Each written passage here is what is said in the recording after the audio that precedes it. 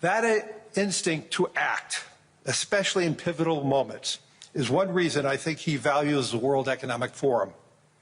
It is a unique institution that brings together the largest combination of government officials, business leaders, technology leaders, civil society and NGO leaders anywhere in the world for a genuine dialogue, and particularly importantly this year. Will no doubt create more and more conversation.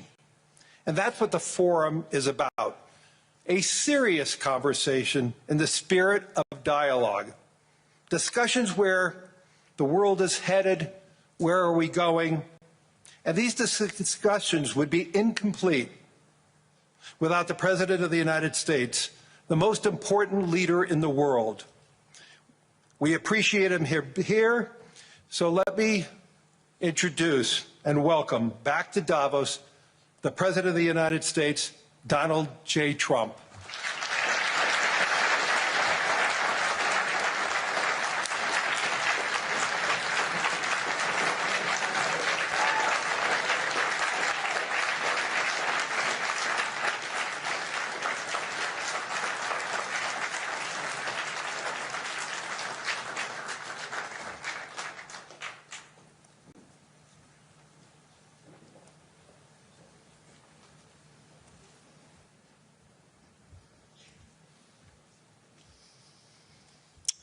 Well, thank you very much, Larry. It's great to be back in beautiful Davos, Switzerland, and to address so many respected business leaders, so many friends, few enemies,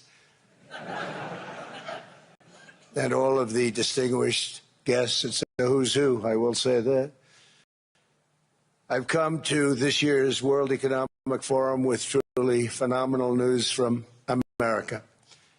Yesterday marked the one-year anniversary of my inauguration, and today, after 12 months back in the White House, our economy is booming, growth is exploding, productivity is surging, investment is soaring, incomes are rising, inflation has been defeated, our previously open and dangerous border is closed and virtually impenetrable. And the United States is in the midst of the fastest and most dramatic economic turnaround in our country's history.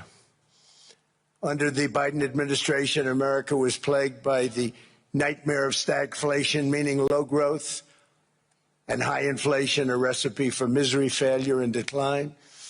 But now, after just 1 year of my policies, we are witnessing the exact opposite. Virtually no inflation and extraordinarily high economic growth. Growth like, I believe, you'll see very shortly, our country has never seen before, perhaps no country has ever seen before. Over the past 3 months, core inflation has been just 1.6%. Meanwhile, fourth quarter growth is projected to be 5.4%, far greater than anybody other than myself and a few others had predicted. Since the election, the stock market has set 52 all-time high records. So that's in 1 year, 52 records, adding $9 trillion in value to retirement accounts, 401ks, and people's savings. People are doing very well. They're very happy with me. Since my inauguration, we've lifted more than 1.2 million people off of food stamps, and after 4 years in which Biden secured less than $1 trillion of new investment in our country. Think of that, 1 trillion, substantially less than that. In 4 years, we've secured commitments for a record-breaking $18 trillion, and we think when the final numbers come out, they'll be closer to $20 trillion of investment. That's never been done by any country at any time, not even close. Just over 1 year ago, under the radical left Democrats, we were a dead country. Now we are the hottest country anywhere in the world. In fact, the United States economy is on pace to grow at double the rate that was projected by the IMF just last April. And with my growth and tariff policies, it should be much higher. I really believe we can be much higher than that. And this is all great news, and it's great for all nations. The USA is the economic engine on the planet, and when America booms, the entire world booms. It's been the history. When it goes bad, it goes bad. You all follow us down, and you follow us up, and we're at a point that I don't believe we've ever been. I never thought we could do it this quickly. My biggest surprise is I thought it would take more than a year, maybe like a year and 1 month. But it's happened very quickly. This afternoon, I want to discuss how we have achieved this economic miracle, how we intend to raise living standards for our citizens to levels never seen before, and perhaps how you too and the places where you come from can do much better by following what we're doing, because certain places in Europe are not even recognizable, frankly, anymore. They're not recognizable. And we can argue about it, but there's no argument.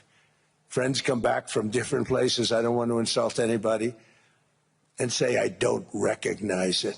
And that's not in a positive way. That's in a very negative way. And I love Europe, and I want to see Europe go good.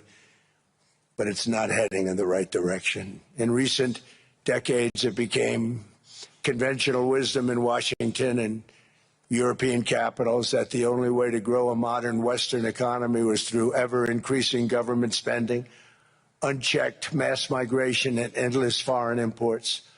The consensus was that so-called dirty jobs and heavy industry should be sent elsewhere, that affordable energy should be replaced by the Green New Scam, and that countries could be propped up by importing new and entirely different populations from faraway lands.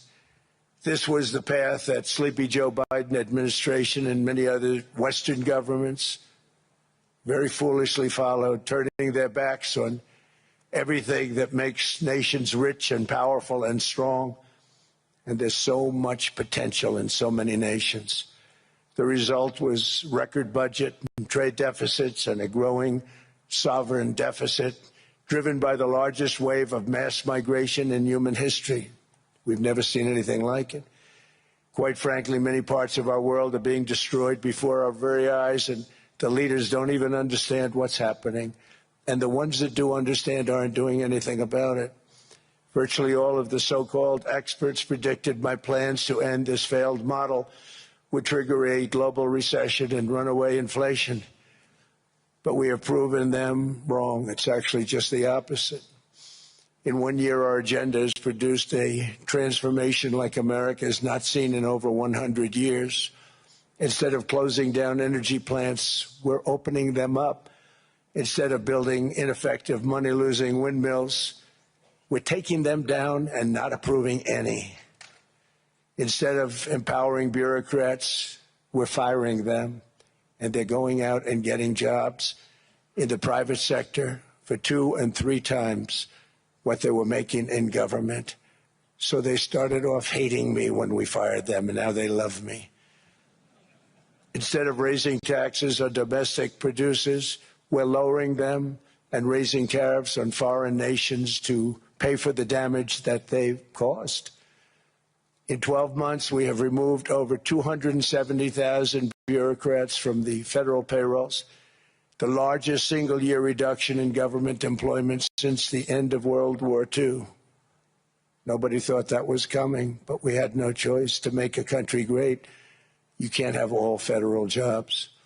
We've cut federal spending by $100 billion and slashed the federal budget deficit by 27% in the single year. It's going to go down quite a bit more from that, driving inflation way down from the record highs of the Biden administration.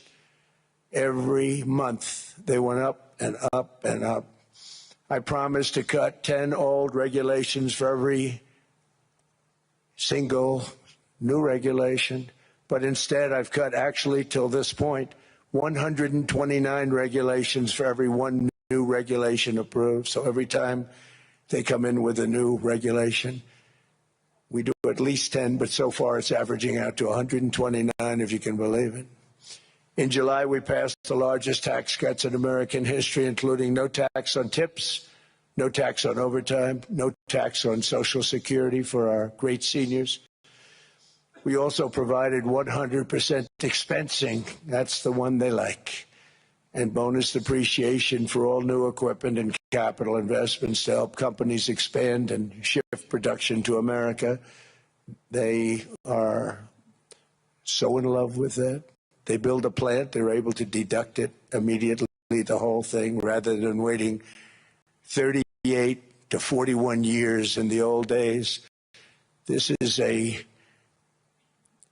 miracle taking place. Nobody thought it would ever be done by any country, but it's done by us. It was what made my first term the most successful 4-year term that we've ever had from a financial standpoint. And now we've upped it. This is a 10-year program, not a 1-year program, but you're allowed to deduct everything in 1 year. It used to be 38 to 41 years. With tariffs, we've radically reduced our ballooning trade deficit, which was the largest in world history. We were losing more than $1 trillion every single year, and it was just wasted. It was going to waste.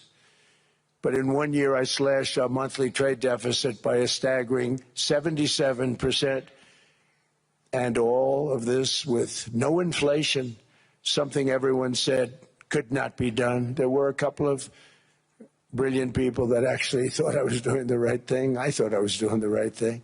Now they all think I'm doing the right thing because they can't believe the numbers. American exports are now up by more than $150 billion. Domestic steel production is up by 300,000 tons a month, and it's doubling over the next 4 months. It's doubly become a staple. In America, I've stopped the nation-wrecking energy policies that drive up prices while sending jobs and factories to the world's worst polluters. They are indeed polluters. Under Sleepy Joe Biden, new domestic oil and gas leases fell by 95%. Think of that. And they wonder, why was gasoline going up so fast? The gasoline actually topped $5 a gallon, and some places $7 a gallon, and more than 100 major power plants were violently shut down by incompetent people that had no idea what the hell they were doing. Under my leadership, U.S. natural gas production is at an all-time high by far. U.S. oil production is up by 730,000 barrels a day, and last week we picked up 50 million barrels from Venezuela alone. Venezuela has been an amazing place for so many years, but then they went bad with their policies. 20 years ago, it was a great country, and now it's got problems, but we're helping them. And those 50 million barrels, we're going to be splitting up with them, and they'll be making more money than they've made in a long time. Venezuela is going to do fantastically well. We appreciate all of the cooperation we've been giving. We've been giving great cooperation. Once the attack ended, and they said, let's make a deal. More people should do that. But Venezuela is going to make more money in the next 6 months than they've made in the last 20 years. Every major oil company is coming in with us. It's amazing. It's a beautiful thing to see. The leadership of the country has been very good. They've been very, very smart. The price of gasoline is now below $2.50 a gallon in many states, $2.30 a gallon in most states. Then we'll soon be averaging less than $2 a gallon. In many places, it's already down even lower, $1.95 a gallon. Numerous states are at $1.99, numbers that nobody has heard for years. Actually, since my last administration, we got it down to around those numbers. I've signed an order directing and approval of many new nuclear reactors. We're going heavy into nuclear. I was not a big fan because I didn't like the risk, the danger, but they have the progress they've made with nuclear is unbelievable, and the safety progress they've made is incredible. We're very much into the world of nuclear energy, and we can have it now at good prices and very, very safe. And we're leading the world in AI by a lot. We're leading China by a lot. I think President Xi respects what we've done, in part because I've allowed these big companies building these massive buildings to build their own electric capacity. They're building their own power plants, which when added up is more than any country anywhere in the world is doing. I read recently an article in the Wall Street Journal that China's creating so much energy, and they are. I got to hand it to them. But we're creating as much or more, and we're letting them do that. I'm very proud of it. It was my idea.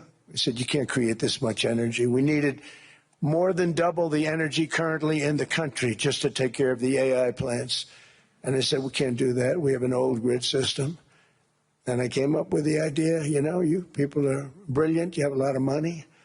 Let's see what you can do. You can build your own electric generating plants. And they looked at me. They didn't believe me. All of the names that are, I think, in the room right now, if you want to know the truth, they didn't believe it. And I said, no, you can't. They came back 2 weeks and they didn't have the plant. They said, we thought you were kidding. I said, no, not only am I not kidding, you're going to have your approvals within 2 weeks. I always say nuclear will take 3 weeks. But most aren't going that. They're going oil and gas. They're even going coal in some cases. Because of my landslide election victory, the United States avoided the catastrophic energy collapse which befell every European nation that pursued the Green New Scam, perhaps the greatest hoax in history. The Green New Scam, windmills all over the place, destroy your land, destroy your land. Every time that goes around, you lose $1,000. You're supposed to make money with energy, not lose money. Here in Europe, we've seen the fate that the radical left tried to impose on America. They tried very hard. Germany now generates 22% less electricity than it did in 2017. And it's not the current chancellor's fault. He's solving the problem. He's going to do a great job. But what they did before he got there, I guess that's why he got there. And electricity prices are 64% higher. The United Kingdom produces just 1/3 of the total energy from all sources that it did in 1999. Think of that, 1/3. And they're sitting on top of the North Sea, one of the greatest reserves anywhere in the world, but they don't use it. And that's one reason why their energy has reached catastrophically low levels with equally high prices. High prices, very low levels. Think of that, 1/3. And you're sitting on top of the North Sea, and they like to say, well, you know, that's depleted. It's not depleted. It's got 500 years. They haven't even found the oil. The North Sea is incredible. They don't let anybody drill. Environmentally, they don't let them drill. They make it impossible for the oil companies to go. They take 92% of the revenues. So the oil companies say, we can't do it. They came to see me. Is there anything you can do? I want Europe to do great. I want UK to do great. Sitting on one of the greatest energy sources in the world, and they don't use it. In fact, their electricity prices have soared 139%. There are windmills all over Europe. There are windmills all over the place, and they are losers. One thing I've noticed is that the more windmills a country has, the more money that country loses and the worse that country is doing. China makes almost all of the windmills, and yet I haven't been able to find any wind farms in China. Did you ever think of that? It's a good way of looking at it. They're smart. China is very smart. They make them, they sell them for a fortune. They sell them to the stupid people that buy them, but they don't use them themselves. They put up a couple of big wind farms, but they don't use them. They just put them up to show people what they could look like. They don't spin. They don't do anything. They use a thing called coal, mostly. But China goes with the coal. They go with oil and gas. They're starting to look at nuclear a little bit. And they're doing just fine. They make a fortune selling the windmills, though, and I think really that's one that they wouldn't be surprised if it stopped. They are shocked that it continues to go. They're very friendly with me. They're shocked that people continue to buy those damn things. They killed the birds. They ruin your landscapes. Other than that, I think they're fabulous, by the way. Stupid people buy them.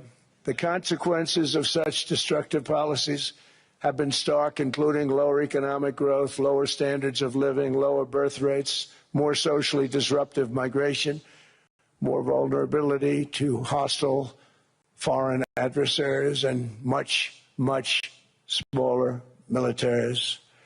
The United States cares greatly about the people of Europe. We really do. I mean, look, I am derived from Europe. Scotland and Germany,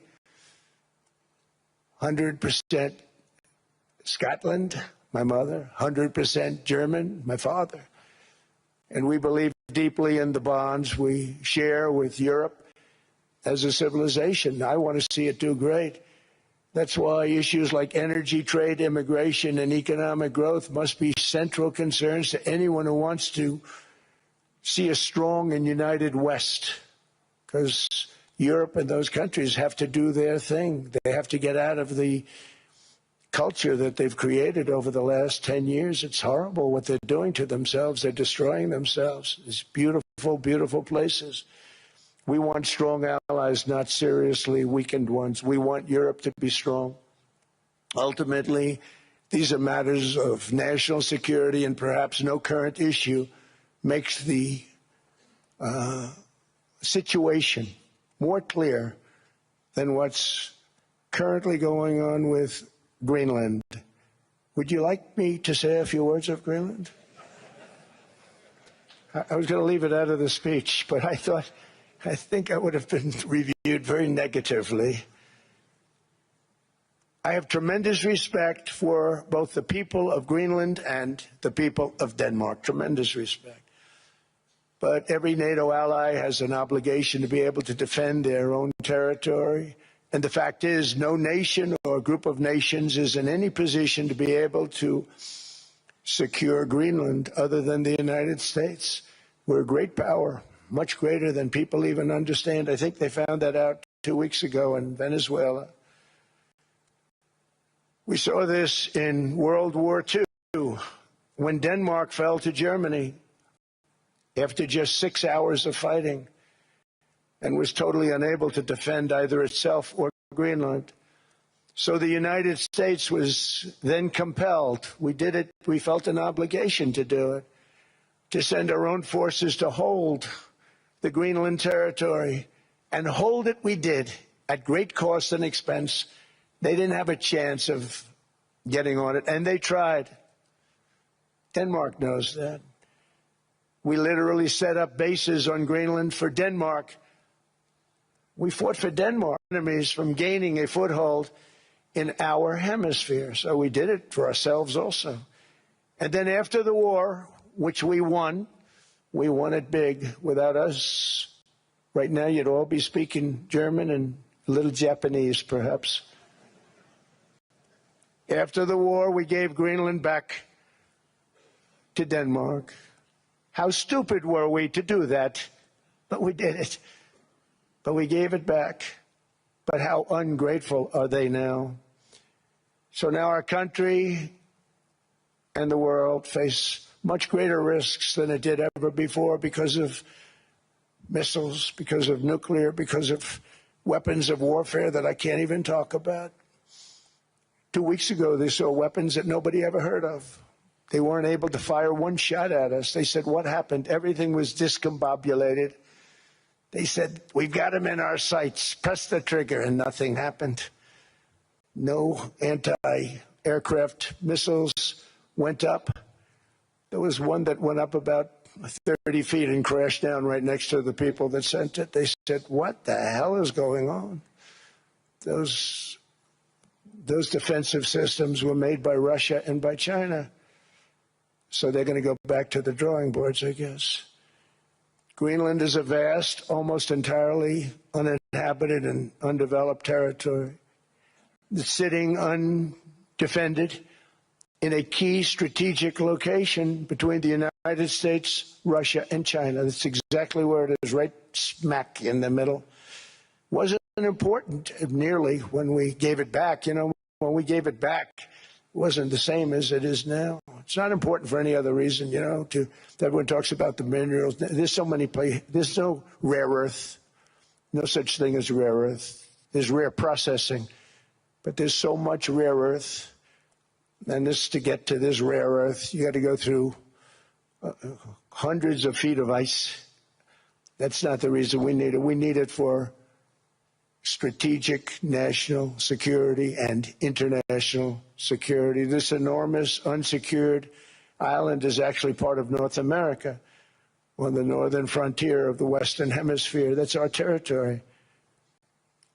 It is therefore a core national security interest of the United States of America. And in fact, it's been our policy for hundreds of years to prevent outside threats from entering our hemisphere, and we've done it very successfully. We've never been stronger than we are now.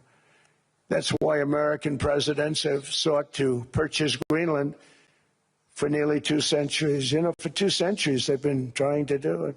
They should have kept it after World War II, but they had a different president. That's all right. People think differently. Much more necessary now than it was at that time, however. In 2019, Denmark said that they would spend over $200 million to strengthen Greenland's defenses. But as you know, they spent less than 1% of that amount. 1%. There's no sign of Denmark there.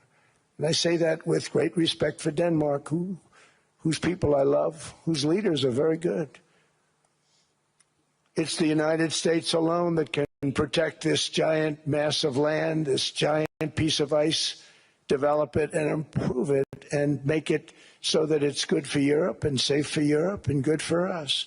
And that's the reason I'm seeking immediate negotiations to once again discuss the acquisition of Greenland by the United States, just as we have acquired many other territories throughout our history, as many of the European nations have. They've acquired. There's nothing wrong with it. Many of them, some went in reverse, actually, if you look. Some had great, vast wealth, great, vast lands all over the world. They went in reverse. They're stuck back where they started. That happens too. But some grow. But this would not be a threat to NATO. This would greatly enhance the security of the entire alliance, the NATO alliance. The United States is treated very unfairly by NATO. I want to tell you that. And when you think about it, nobody can dispute it. We give so much and we get so little in return. And I've been a critic of NATO for many years. And yet I've done more to help NATO than any other president by far, than any other person. You wouldn't have NATO if I didn't get involved in my first term. The war with Ukraine is an example. We are thousands of miles away, separated by a giant ocean. It's a war that should have never started, and it wouldn't have started if the 2020 U.S. presidential election weren't rigged. It was a rigged election. Everybody now knows that. They found out. People will soon be prosecuted for what they did. It's probably breaking news, but it should be. It was a rigged election. You can't have rigged elections. You need strong borders, strong elections, and ideally a good press. I always say it. Strong borders, strong elections, free, fair elections, and a fair media. The media is terrible. It's very crooked. It's very biased, terrible. But someday it'll straighten out because it's losing all credibility. Think of it. When I went in a landslide, a giant landslide, won all 7 swing states, won the popular vote, won everything, and I only get negative press. That means that it has no credibility. And if they're going to get credibility, they're going to have to be fair. So you need a fair press. But you also need those other elements. And I inherited a terrible, terrible situation. If you look, the border was open. The inflation was raging. Everything was bad with the United States when I came into office. But I also inherited a mess with Ukraine and Russia, something that would have never happened. And I know Putin very well. He and I would discuss Ukraine. It was the apple of his eye, but he wasn't going to do anything. I said, Vladimir, you're not doing it. He would never have done it. It was terrible what happened. I could see it happening, too. After I left, I could see it happening. Biden had given Ukraine and NATO $350 billion, a staggering sum, $350 billion. I came in, and just like the southern border, just like inflation, just like our economy, I said, wow, this place is in trouble, meaning our country. All of these things were out of control. But the border was out of control. We fixed it with the strongest border anywhere in the world. And I've now been working on this war for 1 year, during which time I settled 8 other wars. India, Pakistan. I settled other wars that were Vladimir Putin called me, Armenia, Azerbaijan. He said, I can't believe you settled that one. They were going on for 35 years. I settled it in 1 day. And President Putin called me. He said, you know, I can't believe I've worked on that war for 10 years trying to settle it. I couldn't do it. I said, do me a favor, focus on settling your war. Don't worry about that one. What does the United States get out of all of this work, all of this money, other than death, destruction, and massive amounts of cash going to people who don't appreciate what we do? They don't appreciate what we do. I'm talking about NATO, I'm talking about Europe. They have to work on Ukraine. We don't. The United States is very far away. We have a big, beautiful ocean separating us. We have nothing to do with it. Until I came along, NATO was only supposed to pay 2% of GDP. But they weren't paying. Most of the countries weren't paying anything. The United States was paying for virtually 100% of NATO. And I got that stopped. I said, that's not fair. But then, more importantly, I got NATO to pay 5%, and now they were paying, and now they are paying. So something nobody said was possible. They said, we will never go up higher than 2%. But they went to 5%, and now they're paying the 5. They didn't pay the 2, and now they're paying the 5. And they're stronger for it, and they have an excellent, by the way, Secretary General, who's possibly in the room. Mark, are you here? Yes, he's here. Hello, Mark. We never asked for anything, and we never got anything. We probably won't get anything unless I decide to use excessive strength and force, where we would be, frankly, unstoppable. But I won't do that. Okay? Now everyone's saying, oh, good. That's probably the biggest statement I made, because people thought I would use force. I don't have to use force. I don't want to use force. I won't use force. All the United States is asking for is a place called Greenland, where we already had it as a trustee, but respectfully returned it back to Denmark not long ago after we defeated the Germans, the Japanese, the Italians, and others in World War II. We gave it back to them. We were a powerful force then, but we are a much more powerful force now, after I rebuilt the military in my first term and continue to do so today. We have a budget of $1.5 trillion. We're bringing back battleships.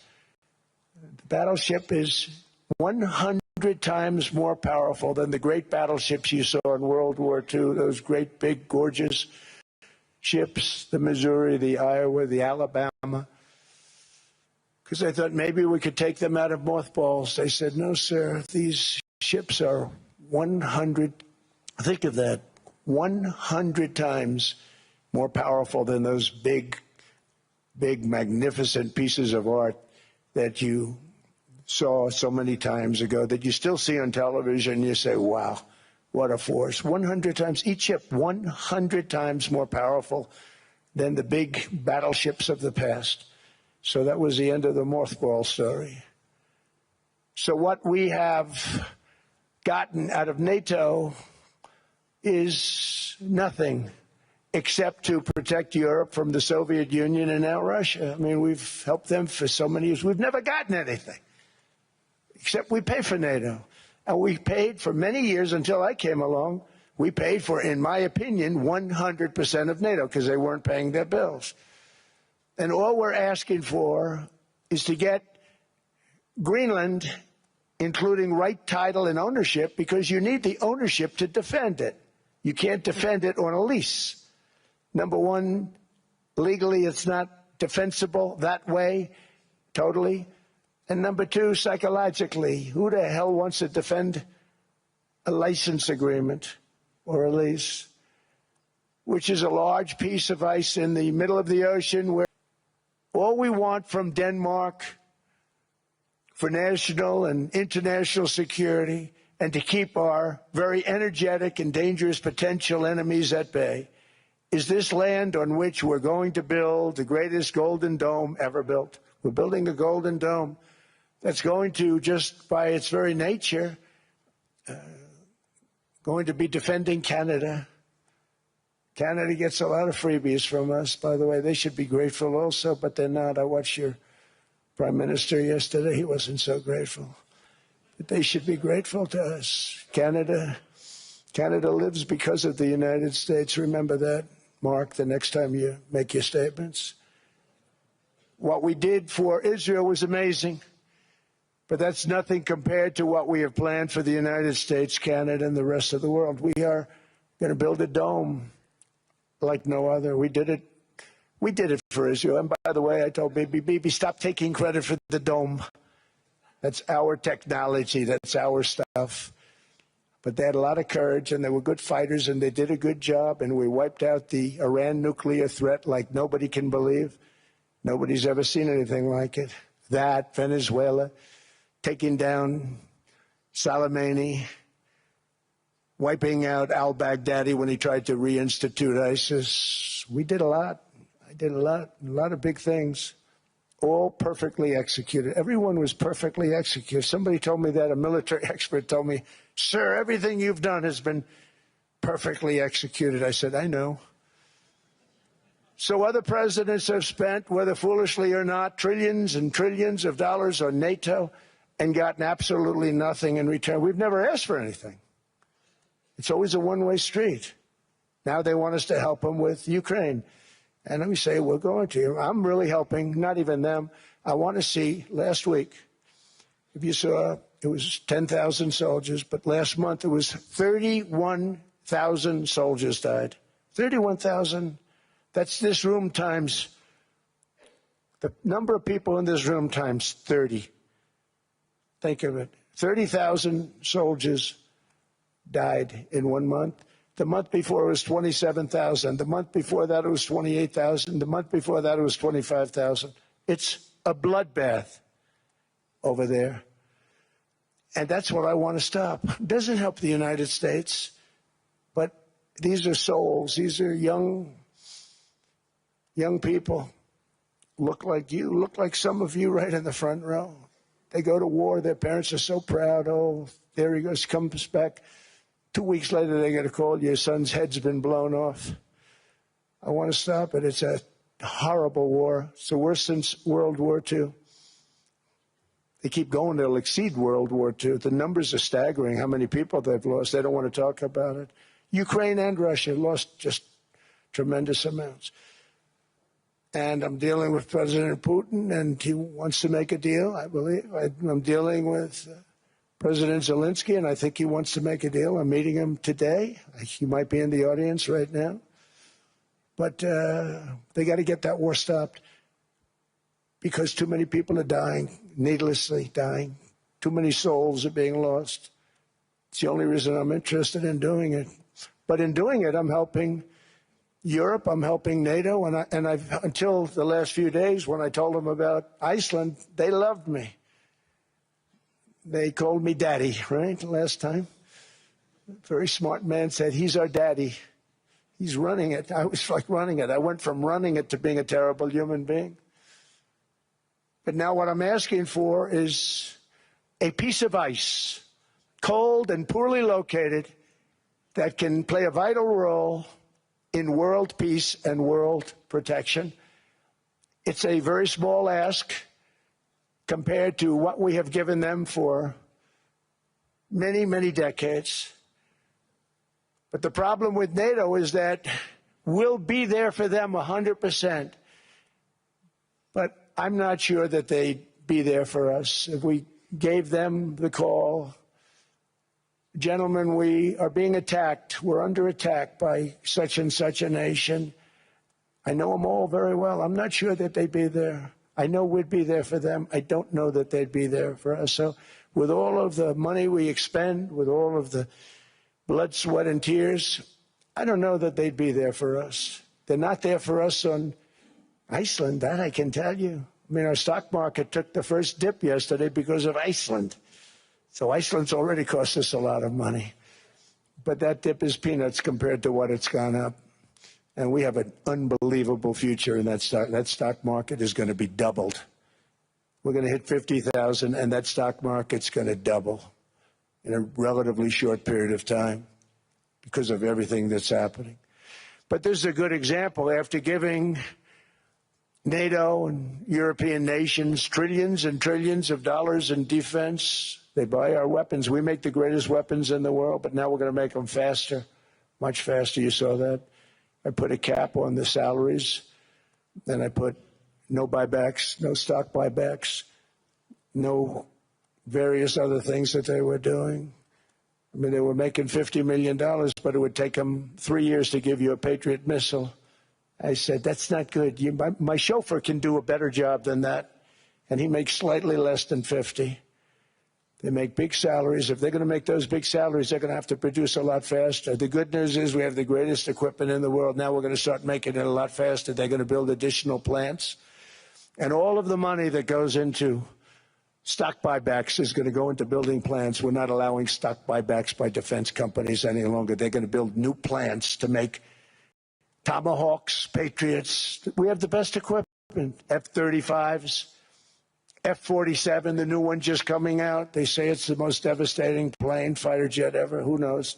They called it 47. If I don't like it, I'm going to take the 47 off it. I wonder why they called it 47. We'll have to think about that. But if I don't like it, I'm going to take that 47 off. But it's supposed to be the Stage 6. It's supposed to be the first Stage 6 plane, undetectable, like our B-2 bombers were undetectable. They flew right over Iran. They were undetectable. And they did their job, and they got the hell out of there. So we want a piece of ice for world protection, and they won't give it. We've never asked for anything else, and we could have kept that piece of land, and we didn't. So they have a choice. You can say yes, and we will be very appreciative, or you can say no, and we will remember. A strong and secure America means a strong NATO, and that's one reason why I'm working every day to ensure our military is very powerful, our borders are very strong, and above all, our economy is strong because national security requires economic security and economic prosperity, and we have the greatest that we've ever had.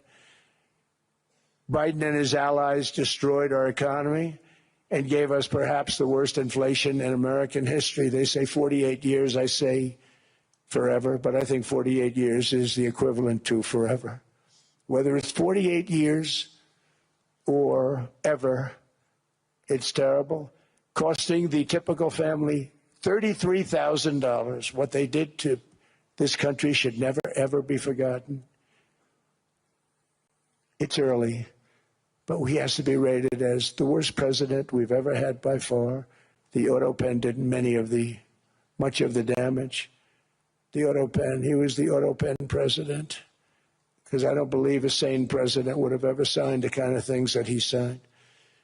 But now grocery prices, energy prices, airfares, mortgage rates, rent, and car payments are all coming down, and they're coming down fast. We inherited a mess, but we've done a hell of a job in 12 months. Under my most favored nation policy for drug prices, the cost of prescription drugs is coming down by up to 90%, depending on the way you calculate. You could also say 5, 6, 7, 800%. There are two ways of figuring that. But we have the favored nations policy that every president wanted, no president was able to get. I got it, and other nations approved it. And I had to use tariffs in order to get it because they said, no way. In other words, a pill that costs 10% in London costs $130. Think it costs $10 in London, costs $130 in New York or in Los Angeles, and I'd say, boy, that's bad. Friends of mine would say, you know, we go to London, you can buy the stuff for nothing. We go all over the world, we can buy it for nothing. Because basically America was subsidizing every nation in the world. Because presidents allowed them to get away with it. It became very tough. So when I called up Emmanuel Macron, I watched him yesterday with those beautiful sunglasses. What the hell happened? But I watched him sort of be tough. But he was at $10 for a pill. And I said, Emmanuel, and I have all the big pharmaceutical companies are in total agreement. It wasn't easy, by the way. They're tough, smart. They've been getting away with the scam for a long time. But they gave it up. But they said, you'll never get the countries to approve it. I said, why is that? Because they won't. They always said, we're not paying any more. Get the rest for the United States. So over the years, they stayed the same. We just went up, up, up. And I mean, we would pay 13, 14, 15 times more than certain countries would. So I said, no, they'll approve it 100%. Sir, you'll never get them to approve it. I said, I guarantee you. But I actually started with Emmanuel, who probably is in the room too. And I like him. I actually like him. Hard to believe, isn't it? And I said, Emmanuel, you're going to have to lift the price of that pill to $20, maybe $30. Think of that. That means it's a doubling of prescription drugs. Might be a tripling, might be a quadrupling. It's not easy. No, no, no, Donald, I will not do that. I said, yes, you will, 100%. He said, no, no, no. You're asking me to double. I said, Emmanuel, you've been taking advantage of the United States for 30 years with prescription drugs. You really should do it, and you will do it. I have no doubt. In fact, I am 100% sure you're going to. No, no, no, I will not do it. Because, yes, in all fairness to him, he has to double or triple. Because the world being a bigger place states on a 100% tariff on your wines and champagnes, and that's about 10 times more than what I'm requesting. And you're going to do it. I don't want to go public with it, but you may make me do that. No, no, Donald, I will do it. I will do it. It took me, on average, 3 minutes a country, saying the same thing. You will do it. They all said, no, no, no, I will not do it. You're asking me to double the cost of prescription. I said, that's right, because you've been screwing us for 30 years. And they said, we will not do it. I said, that's all right. On Monday morning, we're putting a 25, 30, 50. I gave different numbers for different countries. This is also national security we're talking about. Not fair. We're not going to subsidize the whole world. And every one of those countries have agreed to do it.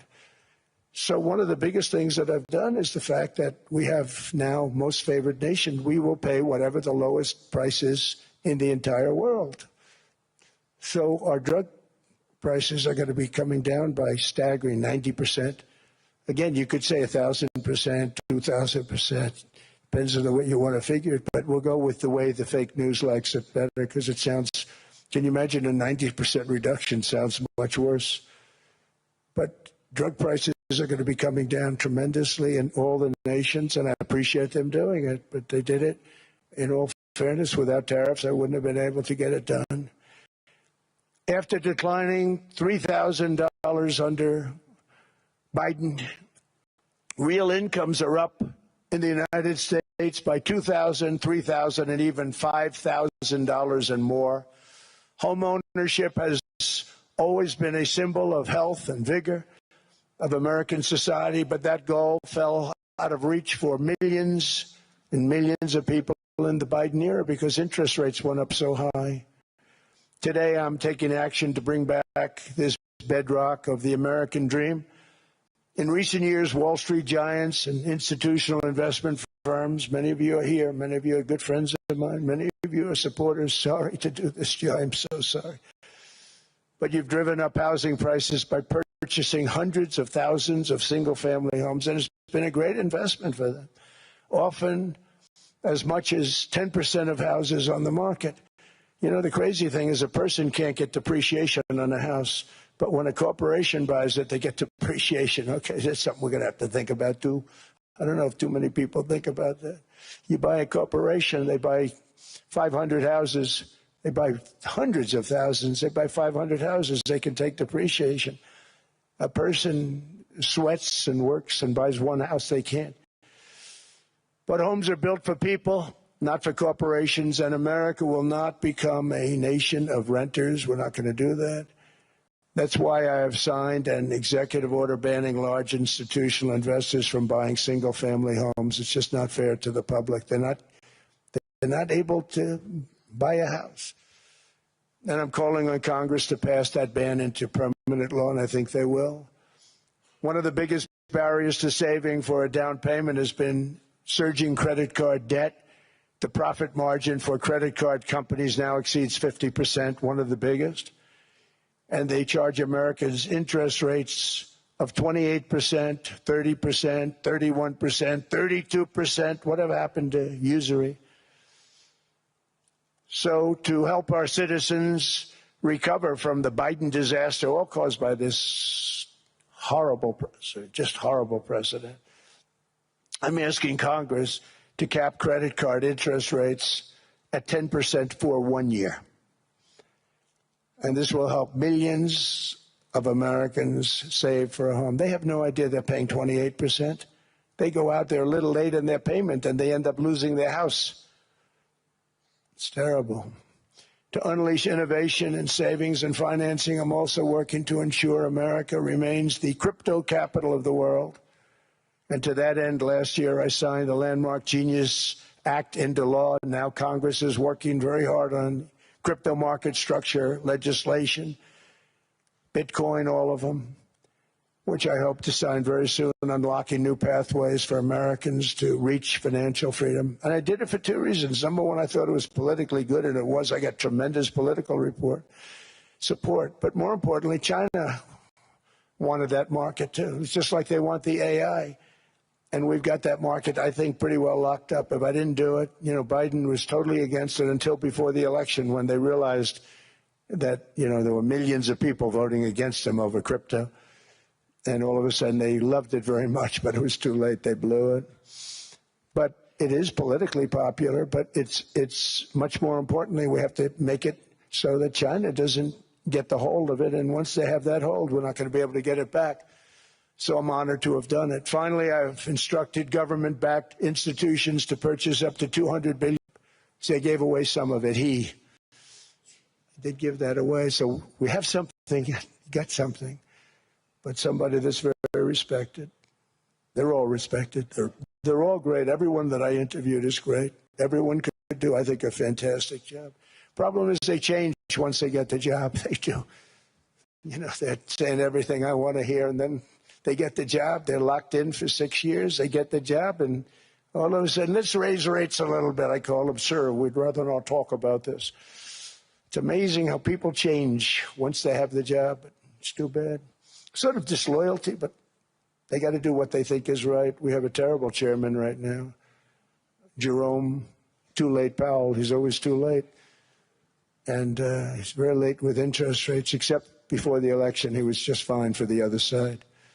So we're going to have somebody that's great, and we hope he does the right job. Last week, the average 30-year mortgage rate dropped below 6% for the first time in many years.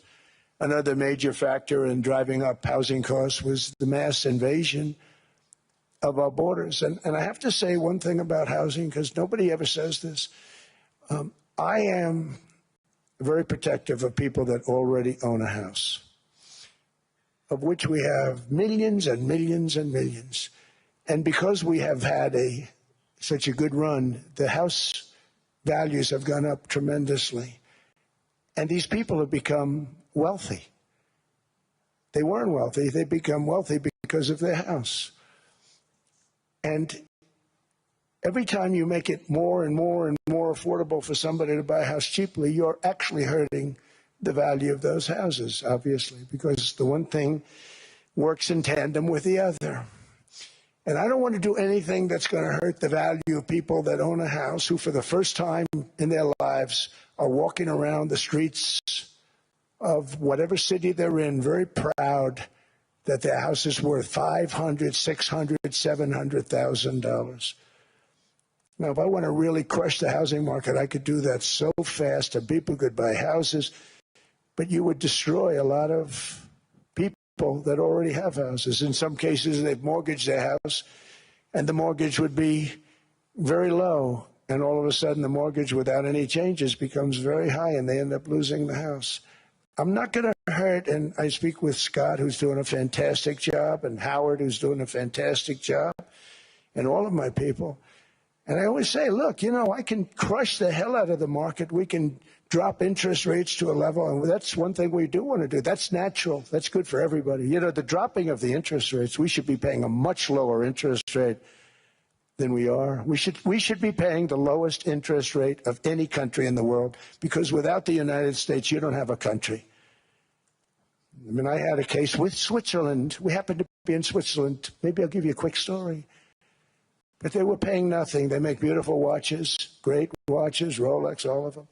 They were paying nothing to the United States when they sent their product in. And we had a $41 billion deficit. $41 billion with this beautiful place. Flew over it, isn't it nice? So I said, let's put a 30% tariff on them so that we get back some of it, not all of it at all. We still have a deficit, big deficit. We had 41 million. That's a big deficit. And I said, let's put a tariff on. Different tariffs, different places. You're all party to them. In some cases, victims to them. But in the end, it's a fair thing. And most of you realize that. But we put a 30% tariff on Switzerland, and all hell broke loose. They were calling, I mean, like you wouldn't believe. And I know so many people from Switzerland, incredible place, incredible, brilliant place. But I didn't realize that they're only good because of us. And there's so many other examples. I mean, us, probably other places, but a majority of the money they make is because of us, because we never charged them anything. So they come in, they sell their watches, no tariffs, no nothing. They walk away, they make $41 billion on just us. So I said, no, we can't do that. So I'm going to bring it up. I still would have a deficit pretty substantial, but I brought it up to 30%.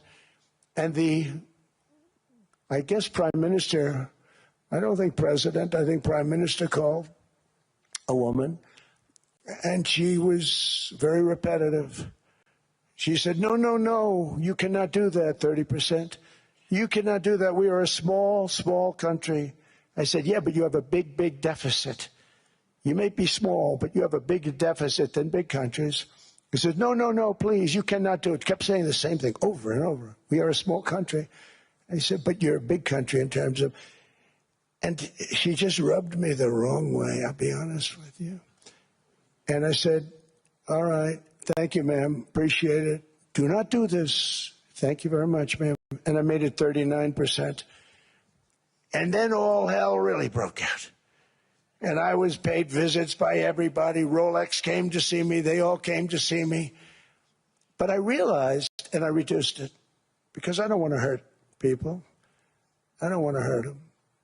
And we brought it down to a, lower level. Sort of, they're looking down. They don't want to see me. They don't want to stare me in the eyes.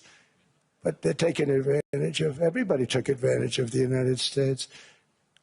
But I've been very fair, and I gave them a tariff, and it was fine.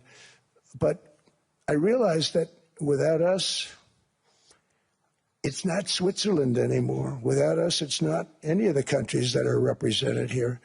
And we want to work with the countries. We want to work with them. We're not looking to destroy them. I could have said 39, 40%. I could have said I want a 70% tariff, then we make money with Switzerland. But Switzerland would have been probably destroyed, financially destroyed. I don't want to do that. But we should be paying the lowest interest rate of everybody. I hope Scott's listening to this, because we should be paying the lowest interest rate of everybody. Without us, Most of the countries don't even work.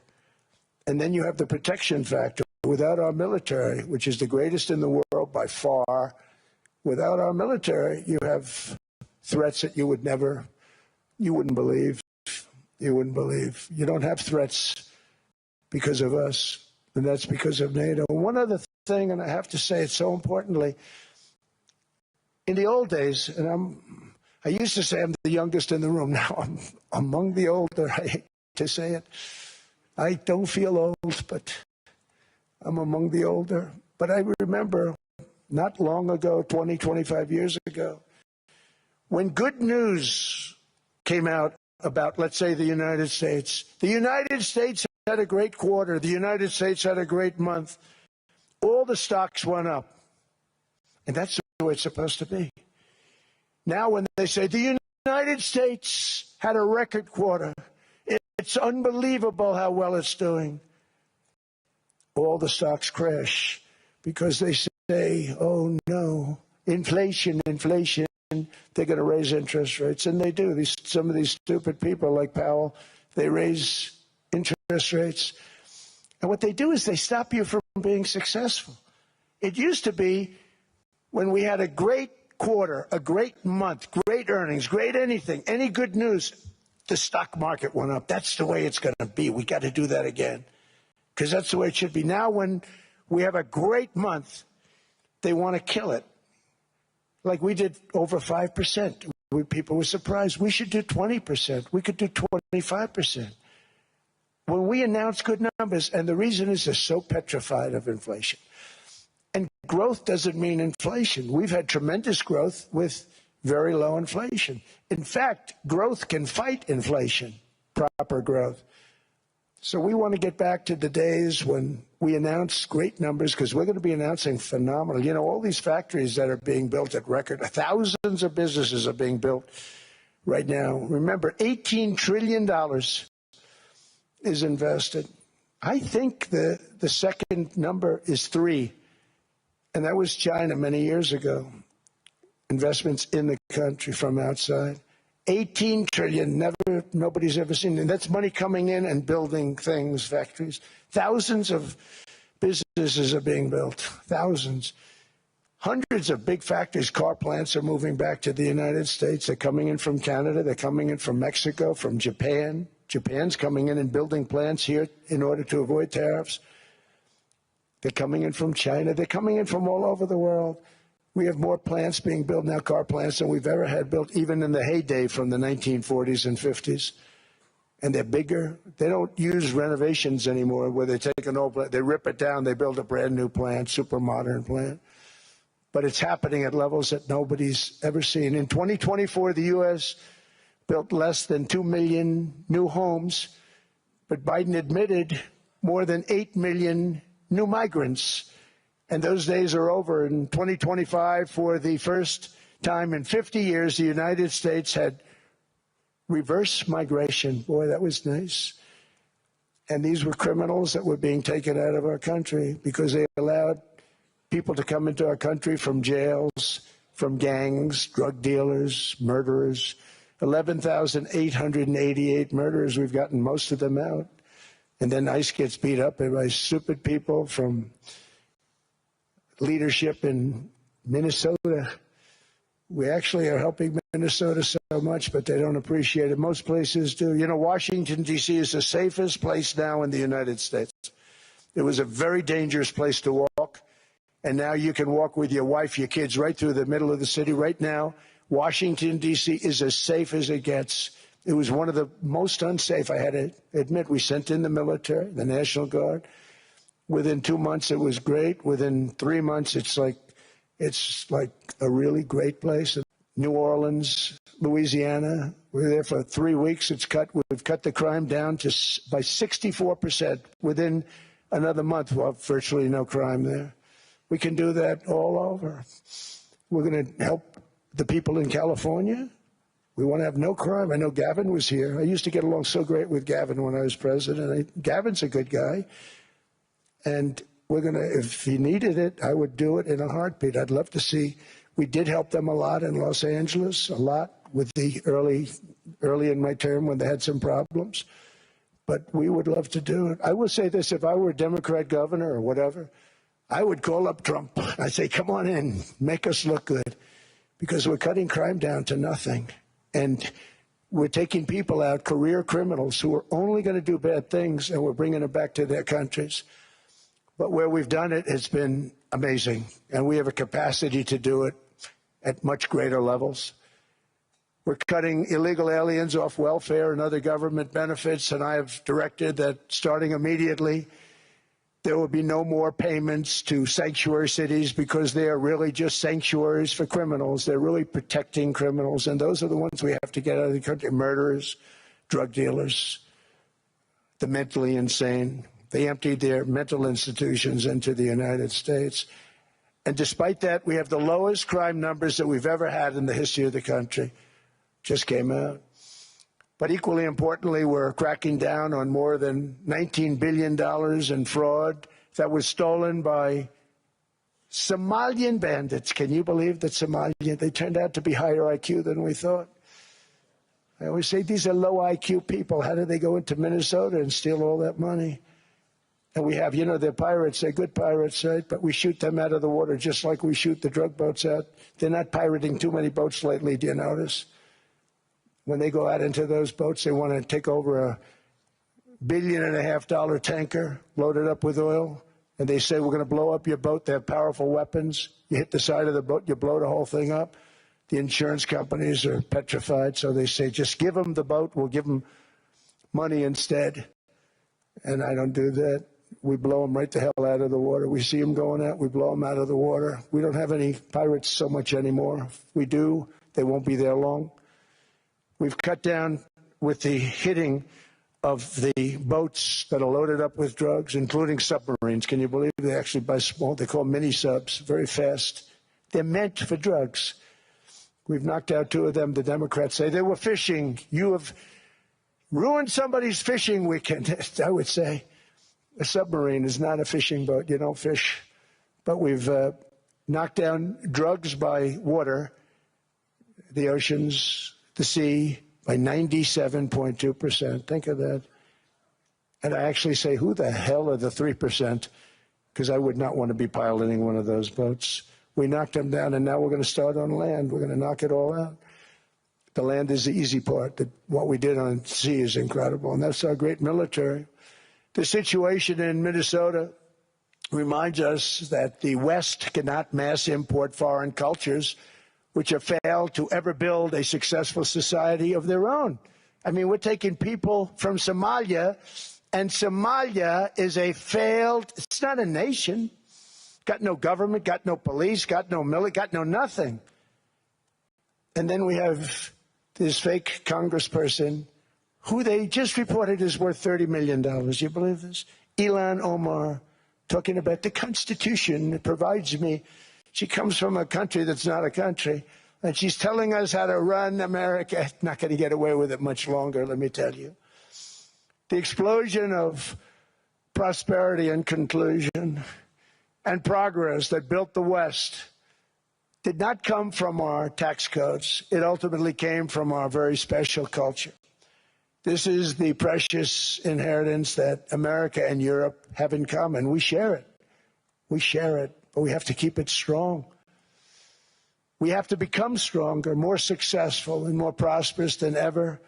We have to defend that culture and rediscover the spirit that lifted the West from the depths of the Dark Ages to the pinnacle of human achievement. We live in an incredible, changing period. It's an unbelievable time, but we have to take advantage of the time that we're in. In our hands are technologies that our ancestors could scarcely have. I mean, they couldn't have even dreamt some of the things that we see today.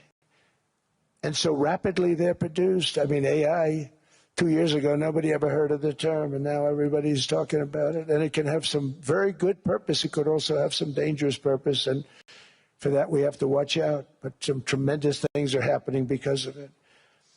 And we're leading by so much. We're doing so well.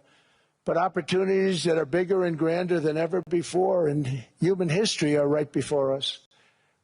It is the pioneers in this room. Many of you in this room are true pioneers. You're two truly brilliant people. Just your ability to get a ticket is brilliant because you have about 50 people for every seat. I don't know what. That's Larry. Everything Larry touches turns to gold. He made this very successful. But you're in this room, and some of you are the greatest leaders anywhere in the world. You're the greatest brains anywhere in the world. And the future is unlimited, and to a large part because of you, and we have to protect you, and we have to cherish you. I always say we have to cherish our brilliant people because there aren't many of them. So together with confidence, boldness, and persistence, let us lift up our people, grow our economies, defend our shared destiny, and build a future for our citizens that is more ambitious, more exciting, more inspiring, and greater than the world has ever seen. We're in a position to do things that nobody else has ever even thought of before. And many of the people in this room are the ones that are doing it. And I want to congratulate you, and I'm with you all the way. You can do things that nobody else can even think about. So I congratulate you on your tremendous success. And the United States is back, bigger, stronger, better than ever before. And I'll see you around. Thank you all very much. Thank you very much.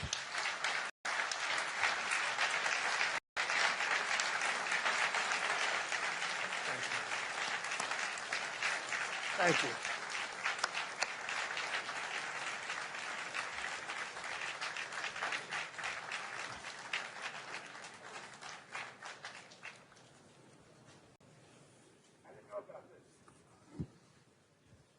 This was supposed to be a nice fire chat, Mr. President. Yes, good. I got set up now.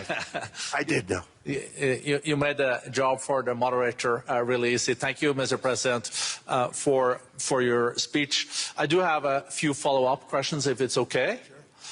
I don't think I should start with Greenland, maybe. I'll start with the economy. The U.S. economy is doing really, really well. But how to sustain this growth moving forward? Because there's always a recession looming around the corner. Well, you know, the one thing about economies and recessions is sometimes you get hit unexpectedly and there's nothing you can do about it. All brilliant people, but there's nothing. One example was COVID. We had an economy going at levels like nobody had ever seen my first 2.5, 3 years. And then I heard the word pandemic, not COVID. They came up with that name over a period of time. We won't get into that. But I heard the word pandemic. And I had a poll come out that was so strong just prior to that, and I was with the two best pollsters, McLaughlin and Fabrizio, and they said, sir, George Washington and Abraham Lincoln, if they came back and ran as president and vice president, they couldn't beat you.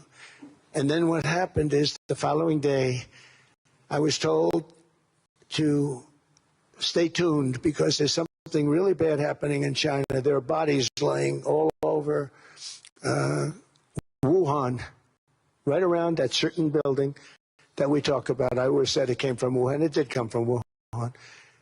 And they were body bags. We saw it by satellite. And they said, there are strange things happening in China. And so it began. And we ended up with the COVID, and the whole world suffered. We did a phenomenal job. I don't think we got the credit we deserve.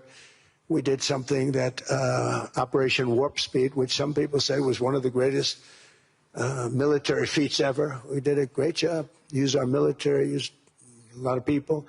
But sometimes you get hit with things, nothing you can do. You get hit with things like that unexpectedly. And we got through it. And when I left, the stock market was higher than it was previous to the COVID coming up. And I called it a great achievement. But things happen. Bad things happen. The things that we can stop are wars if we're smart. That we can stop. Those are a matter of being intelligent and having intelligent people on the other side. Because wars are the worst of all. Wars are worse than anything. But we can stop wars because that's sort of up to us.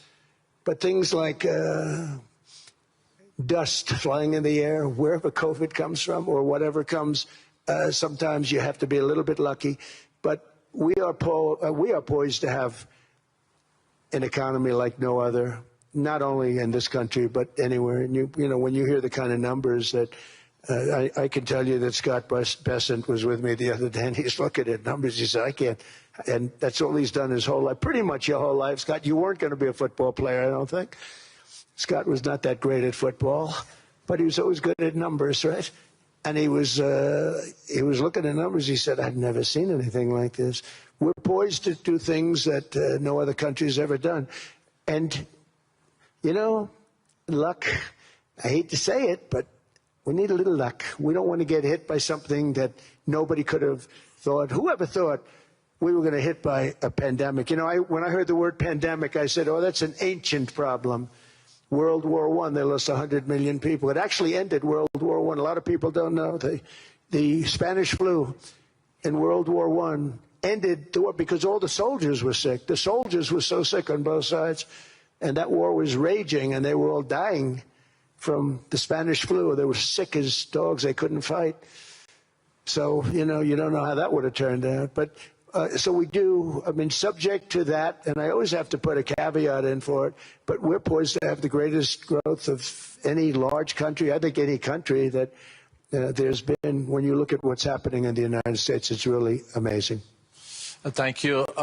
One thing that maybe keeps you up at night, I know you don't sleep that much anyway, Mr. President, is the debt. The U.S. debt is high, is now the biggest expenditure on your budget. How to get out of that impasse?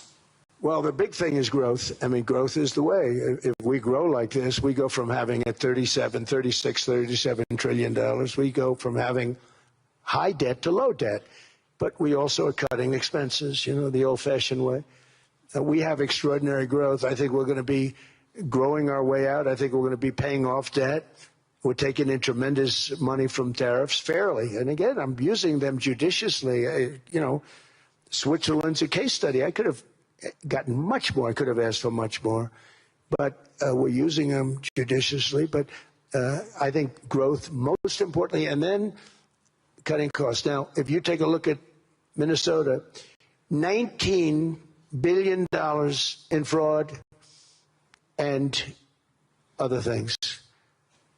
People going to airports, they came into the country, they don't have 10 cents, and they're leaving with hundreds of thousands of cash in their bags. When we get to that, and our DOJ, Pam, and Todd, and all the people that work over there, and all of the people that work in here, I can tell you, Scott Bessent is working on that. It's a priority, right? You have your whole team. We're in there looking for where this money is coming from, how much it is. It could be more than $19 billion. Can you believe that? That's just one state. If we were able to cut out 50% of the fraud, 50%, and we should be able to do better than that, we would have a balanced budget without having to talk about even growth. So we have a lot of options, but we're working very hard on that. That's a big deal. It's not just the protests, the fake protests done by agitators and, you know, professional insurrectionists. That's what they are. They're professional troublemakers. But we are looking very strong at the money, too, in Minnesota and other places. I think, Mr. President, also the $500 billion invested in artificial intelligence and the frontier technologies last year also were driving growth exponentially in the U.S. Well, AI has been a big factor. AI is massive. I mean, Mark Zuckerberg showed me a plant where he put it over a map of Manhattan, and it was basically the size of Manhattan. This is not, I said, you got to be kidding. It's a plant that was miles long, miles wide, very high. I don't think it was as high like the Empire State Building, but it was high. And it literally covered most of the island of Manhattan. That's called a big plant. And, you know, when I heard they're going to spend $50 billion building it, I said, you know, if you spend $50 million, you can build a nice little shopping center. If you spend $500 million, you can build a good shopping center. But how do you spend $50 billion? When I looked at this thing, I said, you think you'll be able to do it for that? It's amazing when, you know, some of the plants that I see, and I see them all. And again, so big as we're letting them build their own electric generation.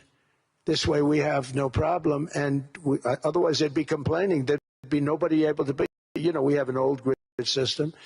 And not only that, they're going to sell at a very cheap price the excess electricity that they create back into our grid. So that'll solve some problems for certain states that don't have enough electricity. We also know that on the AI, there is fierce competition between the US as the largest economy in the world, 27% of the global GDP and 5% of the global population, not doing that badly, and China. And we know that that competition is very tough on AI. I know you're heading to a state visit to China in April. How do you see the US-China relationship moving forward? Are you able to combine this tough competition with also collaboration? So I've always had a very good relationship with President Xi and with President Putin. Talk about, the larger powers. But I've always had a very good relationship with President Xi of China. He's an incredible man.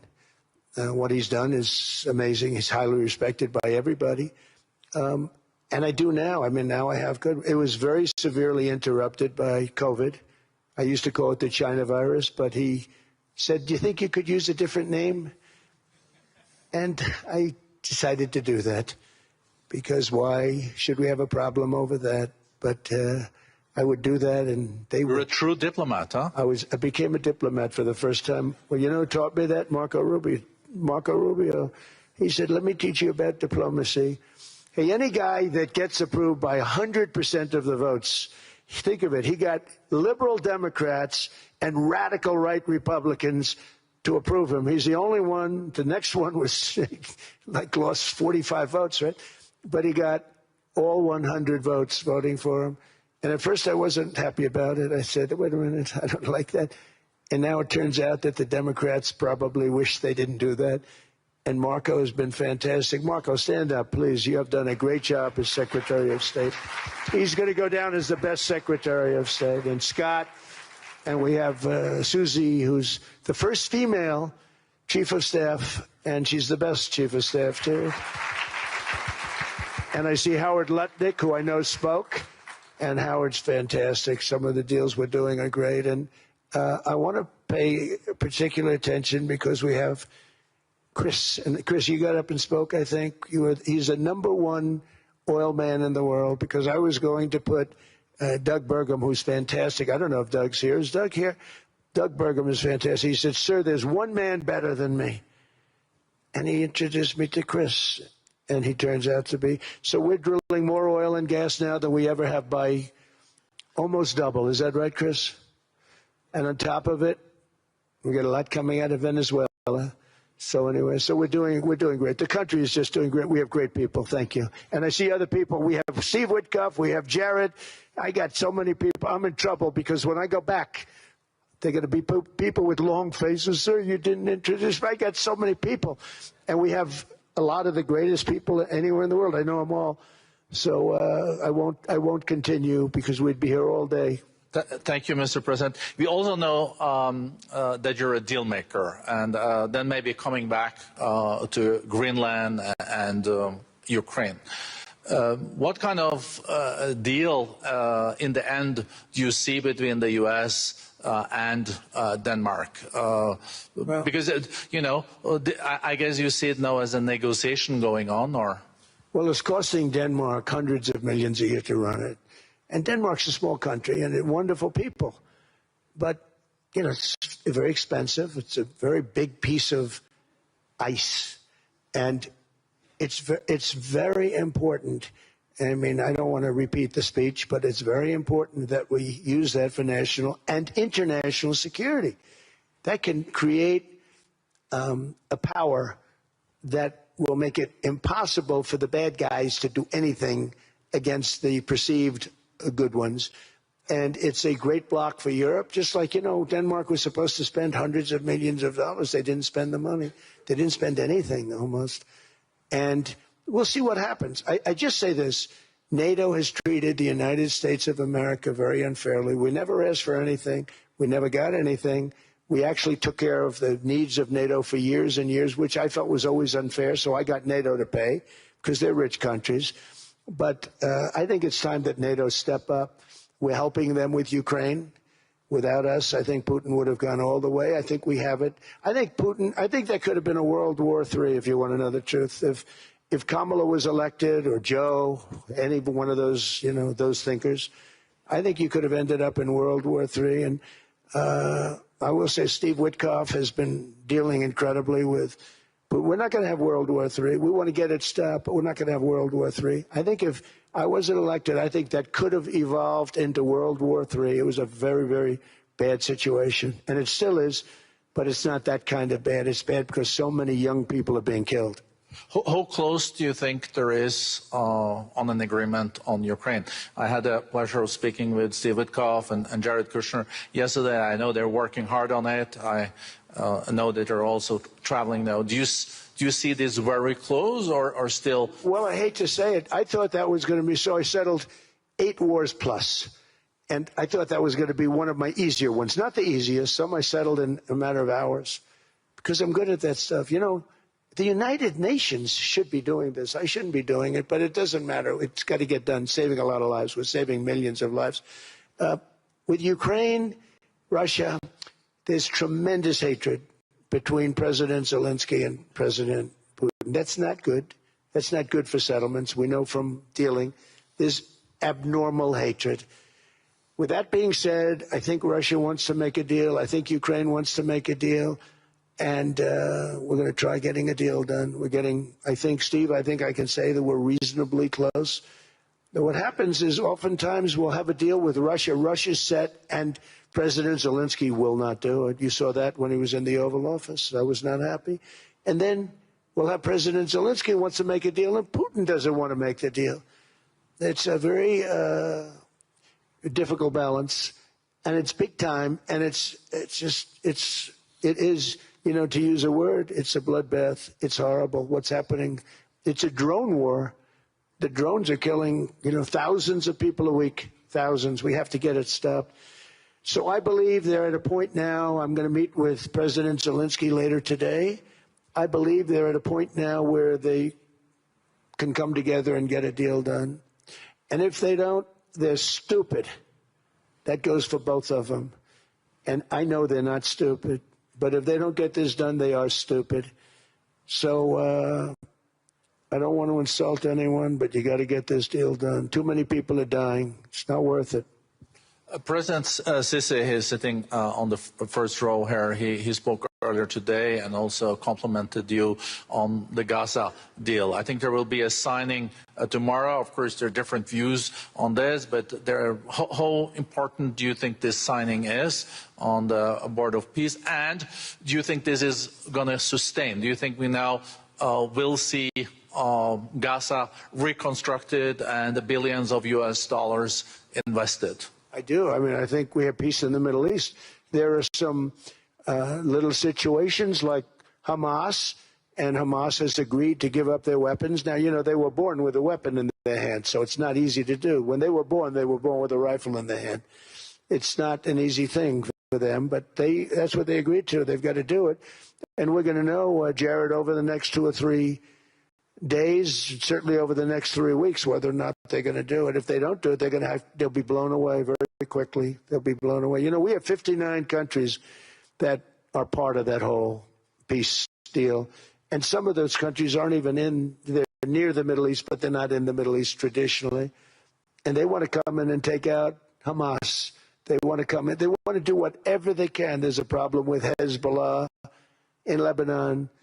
And we'll see what happens there, but that's a problem.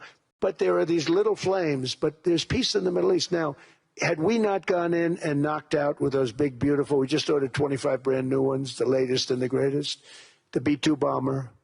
Think of them, they went in there at 2 o'clock in the morning with no moon, no light, no nothing, and every single one of those massive bombs hit its target, 100,000-pound bombs hit its target, every one of them. And then on top of it, from a submarine 300 miles away, we hit the sites with tomahawks, which is an unbelievable weapon. So, we did our job. If we didn't do that, you would have never had peace in the Middle East. And the countries like Saudi Arabia, UAE, and Qatar could never have, and others could never have signed anything because you would have had this dark cloud, and the dark cloud was Iran with nuclear. Iran would, if we didn't take them out, they would have had a nuclear weapon within 2 months. They were very close to having the nuclear weapon, and we hit them hard. And it was a total obliteration. If they may try again, but they're going to have to try from a different area because that area was obliterated. Incredible thing we did, and because we did that, we were able to make peace. If we didn't do that, I would say, Jared and Steve, if we didn't do that, there was no chance of making peace because the countries I just named and other countries could have never signed off. They were afraid. They were afraid. We had a bully. The bully was Iran, the bully of the Middle East. They used to call it for years. They were the bully of the Middle East. They're not the bully of the Middle East anymore.